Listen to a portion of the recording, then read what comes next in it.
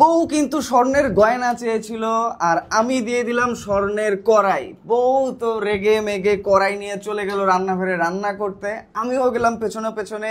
বউ কিন্তু প্রথমেই সব রাগ কই মাছের উপরে, মাছটা ছেড়ে দিতেই কিন্তু একদম ঝন করে উঠলো, মনে হচ্ছিল যে মাছ একদম পুড়ে ছুঁড়ে ছারখার হয়ে যাবে, কিন্তু না, মাছটা তো পড়ে নাই, একদম সুন্দরভাবে কিন্তু ফ্রাই হয়ে গেছে।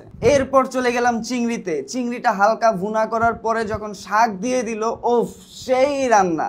ভেবেছিলাম যে এটা সেই রকম কোনো পারফরমেন্স করবে না, কিন্তু চিংড়িটা কিন্তু পোড়া লাগেনি, লেগে লেগে যায়নি, আটকে যায়নি, সেই লেভেলের একটা রান্না হয়েছে।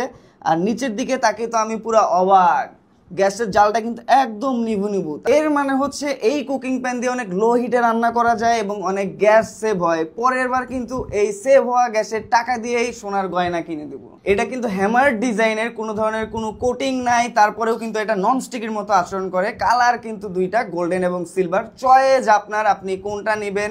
তবে সবকিছুতে কিন্তু পারফরমেন্স দুইটারই তুখর।